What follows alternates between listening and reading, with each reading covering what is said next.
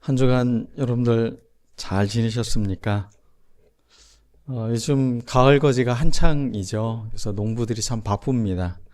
추수에 또 열심히 또 이 거두어들인 것들을 또 저장하고 또 팔기도 하고 이러느라고 한참 바쁠 때인데, 농부의 한 해의 결실을 보상받는 거, 그런 참 좋은 시간이 지금이 아닌가 싶어요.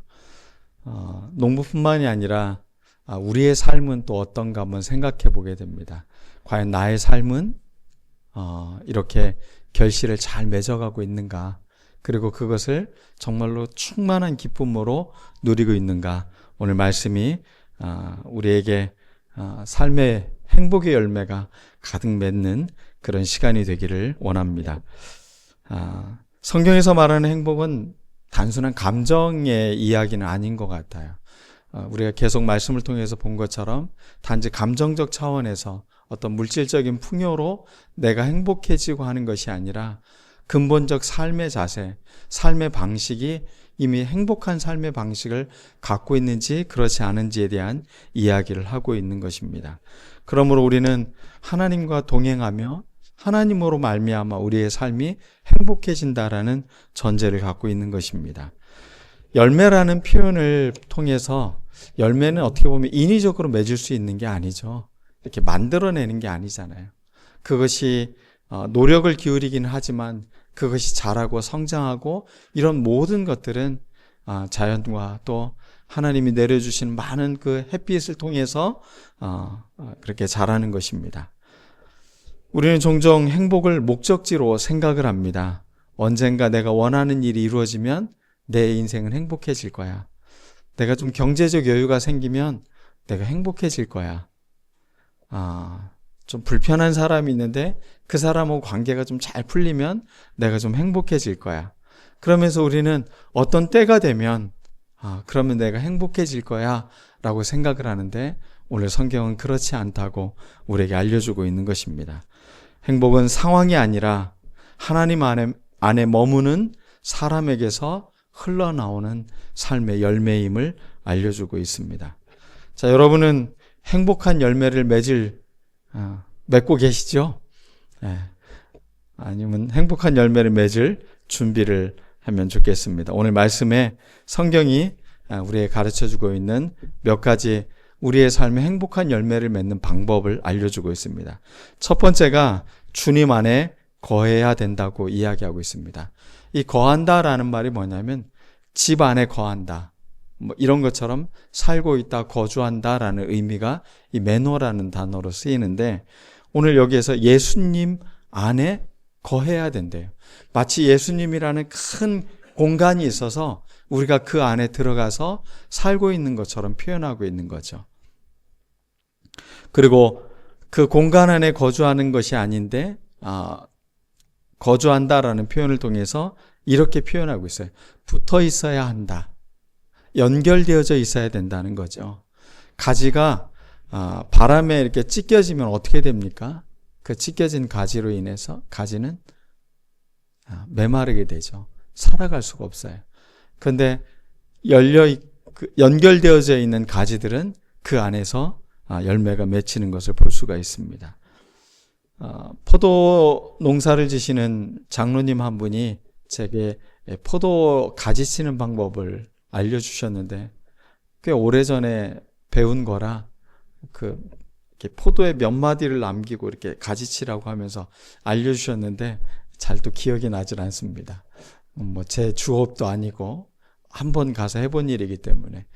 근데 그 장로님이 이야기해 주시는 게 이렇게 가지를 쳐줘야 포도가 열매를 맺을 때 틈실하게 맺힌다는 거예요. 근데 이걸 안 해주면 포도를 열매를 맺히면 포도가 이렇게 듬성듬성 맺힌다고 합니다. 이 가지를 치는 근본적 목적이 무엇이냐면 우리가 제대로 된 열매, 아주 탐스러운 열매를 맺을 수 있도록 도와주는 장치라는 겁니다. 그러므로 우리가 주님 안에 거하는데 두 번째 필요한 게 있습니다. 하나님 앞에서 불필요한 것들을 제거해내는 거죠. 이런 것을 삶의 단순성이라고도 표현을 하더라고요. 너무 복잡하게 생각하지 말라는 거죠. 단순하게 주님 안에 붙어 있기 위해서 우리의 삶에 복잡한 것들을 이렇게 방해되는 것들을 제거하는 것. 그게 우리가 깨끗해지는 것입니다. 이 깨끗하다라는 말이 가지치기 하다라는 말입니다. 우리가 깨끗하다는 건 있어야 될 것들을 잘 보존하고 없어야 돼도 되는 것들을 잘 쳐내는 것을 말하고 있는 것입니다. 여러분 삶이 이렇게 단순함, 하나님 안에서 이렇게 바르게 살아가는 삶의 단순성을 회복하는 우리들 모두가 됐으면 좋겠습니다. 그리고 세 번째는 주님의 말씀이 우리 안에 거해야 된다. 그게 말씀 안에 거하는 게 우리가 예수님 안에 거하는 거라고 이야기하고 있어요. 태초부터 말씀이 계셨다고 요한복음이 시작을 하고 있잖아요. 태초에 말씀이 계시니라. 말씀이 육신이 되어 우리 가운데 거하심에 예수님이 말씀으로 우리 가운데 거하시는 것. 말씀과 예수님이 다르지 않다는 것입니다. 그러므로 주님의 말씀이 우리 안에 거해야 된다라는 표현입니다. 말씀을 배운다는 것은 그 말씀의 가치를 자기의 삶 가운데 세우는 것입니다. 그것을 삶의 지표로 살아가는 것이라고 말할 수 있을 것입니다. 다산 전약용 선생은 자기가 이 고전 공부를 통해서 늘 했던 것들이 무엇이었냐면 이걸 자기의 삶에 자꾸 적용하기 위해서 배움을 가졌다고 해요. 그래서 논어는 몇백 번을 읽었고, 중용은 몇백 번을 읽었고, 그런 이야기들이 나오잖아요. 많이 읽었다라는 데 의미가 있는 게 아니라, 이 정약용 선생님이 우리에게 가르쳐준 독서에, 근데 저는 이게 성경을 묵상하는 방법과도 연결되어 있는 것 같아요. 우리가 하나님의 말씀을 듣고 읽을 때도 이런 태도를 잃지 말아야 되는 것 같습니다. 그 첫 번째가 정독입니다. 정독이라는 이 정자가 정제한다라는 말을 할 때 이 정자잖아요. 독서를 하는데 뭐 한다고요? 정제하는 거예요. 불순물이 없이 그 본래의 의미를 자기 안에 충분하게 받아들이는 것. 이게 바로 정독일 것입니다. 이 다사는 그래서 불구심해라는 말을 하는데 대강 알고 넘어가는 독서. 이것을 조심해야 된다는 거죠. 내가 그거 아는 말씀이야. 내가 읽었었어. 라면서 넘어가는 것을 늘 조심해야 된다는 거죠. 우리도 오늘 성경 말씀을 요한복음 15장 말씀 굉장히 유명한 말씀이잖아요. 많이 읽었고 잘 알고 있어요. 그렇다고 그냥 이것을 불구심해 하지 말라는 겁니다. 대강 알고 넘어가지 말고 이것을 자꾸 묵상하면서 자기의 삶의 깊은 정수로 남을 수 있도록 그렇게 만드는 작업이 필요하다는 것입니다. 그러기 위해서는 맛을 느껴야 돼요. 말씀의 맛을 느껴야 되는 거죠. 음미한다고 표현하는 거죠. 자꾸 맛을 느끼고 그것이 내 삶에 뿌리가 내릴 수 있도록 만드는 것. 그게 바로 정독입니다. 고수는 사소한 것에 디테일에서 차이가 납니다. 가끔 축구 선수들 막 열심히 뛰는 것을 봐요. 그렇게 열심히 뛰는데 막상 골을 넣어야 되는 그 순간에 하늘로 이렇게 차버리는 경우가 있잖아요. 이 마지막 순간에 이 디테일의 차이인 거예요. 그 달리다가 숨이 차고 상대방이 방해를 하고 그 어려운 상황 가운데서도 그 디테일을 놓치지 않기 위해 노력하기 위해 그들은 매 순간순간을 훈련하고 최선을 다하는 거죠. 우리의 삶도 역시 마찬가지인 것 같아요. 이런 디테일을 놓치지 않기 위해서 하나하나 함부로 하지 않고 그냥 대충 넘어가지 않고 그렇게 정독하는 그런 말씀을 말씀 안에 거하는 우리의 삶이 되었으면 좋겠습니다. 또 하나 정약용 선생님이 가르쳐주고 있는 게 숙독이라는 말이 있습니다. 숙이라는 말이 읽는다라는 뜻이거든요. 잘 익어간다. 읽는다는 건 그것이 배워져서 그것이 내 것이 되어가는 거죠. 성숙해가는 거예요. 그냥 단지 글자와 문자가 아니라 그 이면에 있는 그 정신과 스승의 가르침이 우리의 삶에 그렇게 배어있는 것. 그러기 위해서 우리가 독서를 하는 것. 성경 말씀을 묵상하고 읽는 이유가 바로 그것입니다. 책은 외우는 것이 아니라 그 정신이 몸에 배이도록 하는 것이다. 익히기 위해서 우리가 근본적으로 말씀을 읽는 것처럼 우리에게 늘 하나님의 말씀이 내 삶의 몸에 배이고 그 정신이 내가 살아가는 지표가 될 수 있도록 하는 우리들 모두가 되었으면 좋겠습니다. 그 다음에 마지막 세 번째 정의영 선생님이 우리가 고전을 읽는, 말씀을 읽는, 경을 읽는 이유에 대해서 말하고 있는데 그게 강독입니다. 강독이 무엇이죠? 우리가 보통 잘 쓰는 표현이 읽고서 그것을 설명해 주는 것을 강독이라고 하잖아요. 남에게 설명하고 가르칠 때 진짜 비로소 그것이 내 것이 된다라는 표현입니다. 강독. 여러분, 하나님 말씀을 목사님 저렇게 신학을 공부한 사람만 전하는 거야, 그런 분들만 이해하는 거야가 아니라 내가 말씀을 내 삶의 자리에서 잘 이해하고 그것을 사람들에게 잘 전할 때 비로소 그 말씀이 나의 말씀이 되는 거죠. 그래서 우리 모두가 이렇게 하나님의 말씀이 나의 말씀으로 그렇게 깊이 자리 잡는 우리들 모두가 되었으면 좋겠습니다. 그러므로 우리는 어떻게 해야 된다고요? 주님의 말씀이 우리 안에 거하기 위해서 주님 안에 거하는 우리들이 되어야 되는 것입니다.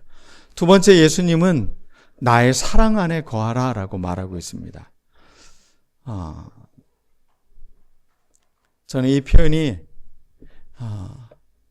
어릴 때 학교에서 친구들과의 문제가 있었는지 선생님이 혼내서였는지 모르겠는데 아무튼 되게 속상했어요. 그래서 집에 갔는데 엄마가 아들 왔네 이 말 하는데 그냥 그 엄마 품에 와락 안겨서 울었던 그 어릴 때 기억이 나요. 그건 무엇일까요? 엄마가 사랑이니까. 그러니까 아이가 학교에서 속상하고 힘든 일이 있었을 때 엄마 품에 와락 안겨 우는 것과 똑같은 것이죠. 예수님이 우리를 그렇게 초대하고 있어요. 때로는 삶이 녹록지가 않아요. 살아가면서 참 힘든 일들이 많아요. 가끔 사람들이 그러잖아요. 학교 다닐 때가 제일 좋았다고. 그것은 삶의 현장으로 나아가면 더 험한 일들, 더 심한 일들이 많이 있기 때문에 그런 거죠. 공부도 힘들지만 사실은 삶에서 배워나가고 개척해 나가야 되는 것은 쉽지가 않다는 이야기입니다. 그럴 때 주님이 우리에게 말씀하고 있는 거예요. 나의 사랑 안에 거하라. 이리 와. 힘들었지? 속상했구나. 그러면서 하나님이 우리를 품어주시는 그 사랑에 우리가 안기는 것. 우리가 교회 와서 눈물을 흘리는 것은 부끄러운 일이 아니에요. 내가 가장 정직해지는 순간입니다. 나의 마음을 모으고 그 주님의 품에 안겨서 속상했던 거, 억울했던 거, 아팠던 거 다 주님 앞에 아뢰면서 그분의 사랑과 위로를 경험하는 것. 그런 시간이 오늘 우리의 예배 시간이 되기를 원합니다. 아멘. 사랑은 무엇일까요? 사랑이라는 게 이런 것 같아요. 그 사람의 존재 그대로를 받아줄 수 있는 게 사랑인 것 같아요. 이 사람을 뜯어 고치고 이 사람이 이것만 바뀌면 좋겠는데 그러면 사랑해 줄 텐데 그게 아니라 그냥 그 존재가 내가 충분히 사랑할 존재라는 것. 예수님이 우리를 그렇게 받아주고 계셔요. 내가 좀 더 나으면, 내가 좀 성공하면, 내가 좀 더 멋진 사람이 되면, 내가 좀 더 의로운 사람이 되면 주님이 나를 사랑해 주시는 게 아니에요. 그냥 내가 부족한데도 그런 부족한 나를 사랑해 주셔요. 그리고 나에게 거하라. 이 사랑 안에 네가 거했으면 좋겠다. 그럼 우리도 이 사랑을 배우고 이 사랑이 좀 충만해지면 우리도 사람들을 그냥 있는 그대로로 사랑해 줄 수 있는 거죠. 저 사람은 왜 저러지? 이게 아니라 그냥 그 사람의 있는 모습 그대로를 사랑해 주는 거예요. 아파서 그런 거잖아요. 그 사람도 뭔가 문제가 있어서 그런 거잖아요. 그것을 있는 그대로를 사랑해 주는 마음. 예수님의 사랑을 통해 우리도 이것을 잘 배워갔으면 좋겠습니다. 사랑은 희생이 따릅니다. 수고가 따라요. 그래서 사랑의 5가지 언어 중에 work라는 단어가 있어요. 일한다, 수고한다라는 말이죠. 사랑이라는 것은 수고해 주는 거예요. 내 시간, 내 욕심, 내 권리 이런 것들을 내려놓을 수 있는 게 사랑인 겁니다. 예수님은 그 사랑으로 십자가를 지셨습니다. 기꺼이 사람들의 절망과 아픔의 모든 것들을 당신께서 친히 감당하신 것입니다. 내 사랑 안에 거하라. 오늘 그 계명을 따라 우리 모두 사랑하는 우리가 되었으면 좋겠습니다.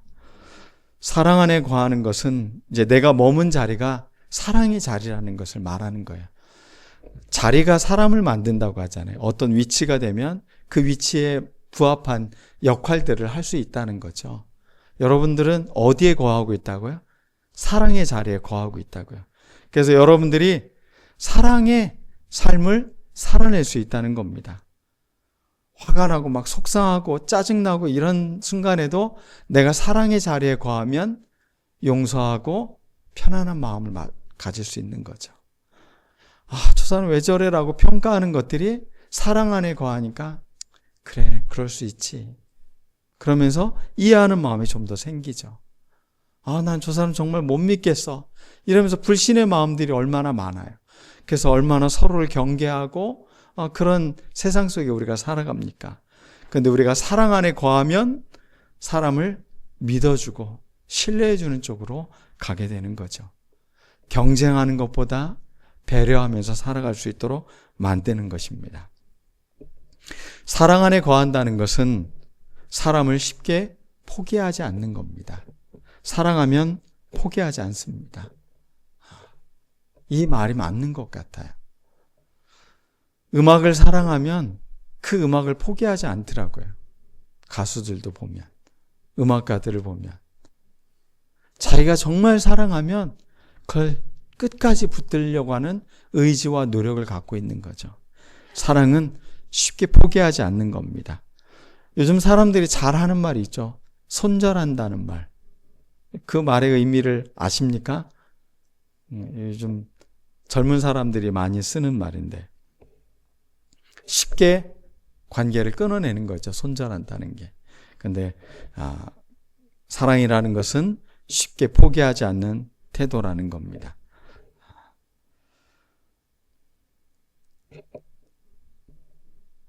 그 다음에 3번째는 상처받아도 다시 사랑하기로 선택하는 거. 이게 사랑입니다. 예수님이 가르쳐 주신 사랑. 상처받아도 다시 사랑하기로 선택하는 용기.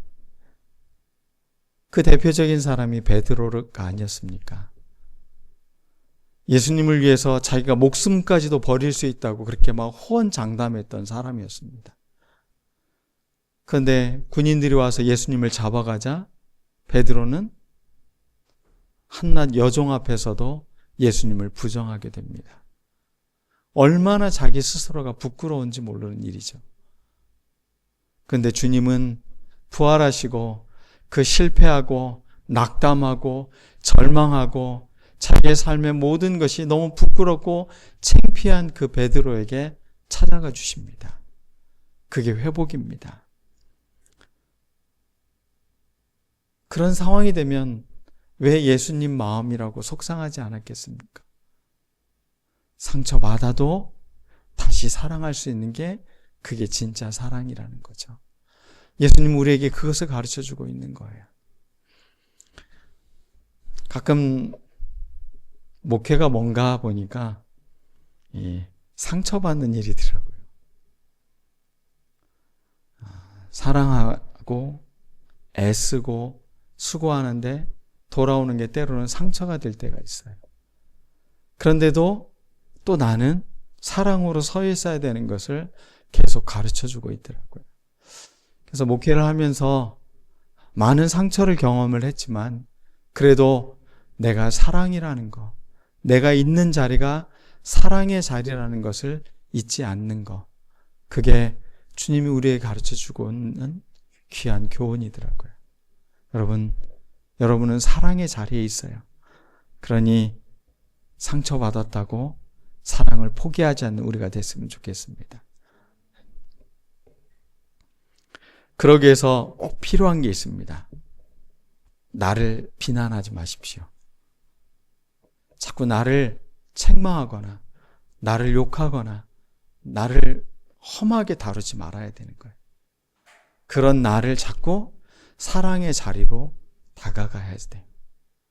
주님 사랑의 품이 내게 필요합니다. 나 지금 상처받고 피 흘리고 있습니다. 그러면서 주님의 품에 가서 나를 좀 안아달라고, 나를 좀 치유해달라고, 그러면서 우리가 우리 스스로를 사랑으로 보듬을 줄 아는 우리들이 되어야 되는 것입니다. 마지막 세 번째입니다. 예수님의 기쁨이 우리 안에 충만해지는 거, 거하는 거, 그것이 굉장히 중요하다는 겁니다. 기쁨이 충만한 삶. 저도 가끔 이렇게 보니까 상황의 기쁨을 자꾸 저는 그게 기쁨이라고 자꾸 판단을 하고 있더라고요. 근데 내가 주님 안에 있는 그 기쁨을 자꾸 잃어버리는 것 같아요. 상황을 보면서 내가 기쁨을 찾으려고 하니까 지금 내가 주님 안에 거하고 있는 그 기쁨을 자꾸 소홀히 하게 되는 그런 마음을 깨닫게 되더라고요. 그래서 그런지 사도 바울은 빌립보서에서 지금 감옥에 있거든요, 자기는. 그럼에도 불구하고 이렇게 빌립보 교회에 편지를 보내더라고요. 주 안에서 항상 기뻐하라. 아니, 지금 자기 상황이 어떤 상황인데 기쁨이라고는 없을 것 같은 상황임에도 불구하고 성도들에게 자신의 삶을 처지를 보면서 딱하게 생각하고 있는 성도들에게 아니야, 우리 주 안에서 항상 기뻐하자, 이렇게 편지를 보내고 있다는 것입니다. 기쁨이 진짜 충만하다는 것은 관계가 충만하다는 것입니다. 주님과의 관계가 충만하면 우리 안에 기쁨이 넘칩니다. 우리가 누구와 연결되어 있느냐, 우리가 어떤 사람인가, 어떤 사람으로 살아가는가, 그것을 결정하는 것은 그 관계에 기쁨이 충만할 때입니다. 행복한 신앙생활은 내 힘으로 무언가를 성공시키고 어떤 결과물을 얻었기 때문에 주어지는 게 아니라 내 삶을 통해 하나님의 아름다운 것들이 이루어져 가는 것을 바라보는 겁니다. 경험하는 것입니다. 하나님이 일하심을 내 안에서 목격하는 것, 그것이 우리의 진정한 기쁨이라는 것입니다. 행복은 소유에서 오는 게 아닙니다. 에리 프롬이 쓴 유명한 책이 있죠. 소유냐 존재냐. 우리의 진정한 삶의 만족은 어디서 온다는 거예요? 존재에서 온다는 거예요. 내가 어떤 존재인가? 나는 그리스도 안에 거하는 우리는 믿음의 사람들이라는 것. 그 존재가 우리를 행복한 삶으로 초대하고 기쁨이 충만한 삶으로 우리를 초대한다는 것입니다. 주님 앞에 머물고 주님 안에 거하는 것, 그것은 우리의 삶을 기쁨의 삶으로 피어나게 합니다. 말씀을 맺겠습니다. 영화 배너가 새롭게 리메이크 되었는데 그 장면 중에 뭐 스토리나 이런 것들은 그 전에 찰슨 헤스턴이 나왔던 배너의 장면과 그렇게 대등소이했는데 저에게는 이 장면이 굉장히 인상 깊게 임팩트 있게 와닿았던 장면이 있었습니다. 그것은 나병 환자 한 명이 이 무리 중에서, 그러니까 나병 환자들은 무리 중에 들어갈 수 없어요. 이게 전염병이라고 생각하기 때문에. 그래서 사람들이 그 나병 환자를 향해서 가라고 돌을 던지는 장면이 나옵니다.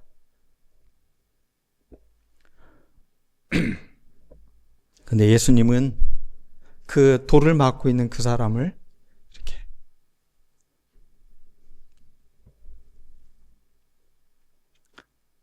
감싸 안아주십니다. 그리고 자기가 돌을 대신 맞으신 장면.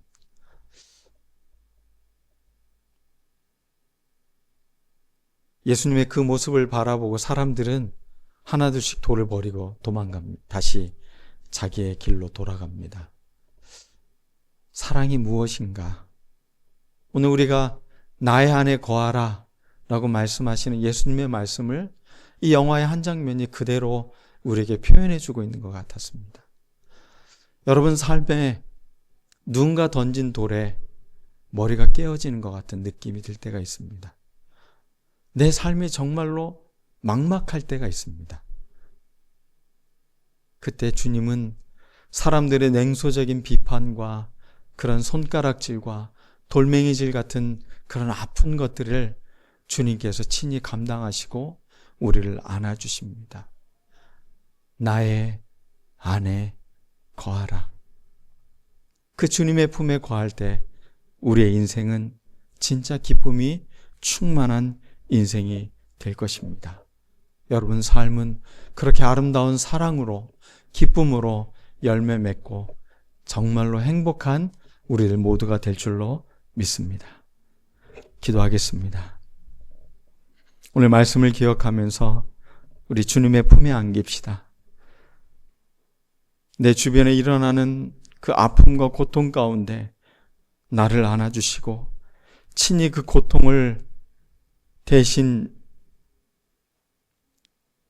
감당해 주신 그리스도의 사랑 안에 거하는 우리, 그래서 우리의 삶이 사랑의 자리고 우리가 기쁨이 충만하며 내 삶은 행복합니다라고 고백하는 우리가 되게 해달라고 우리 같이 기도하겠습니다.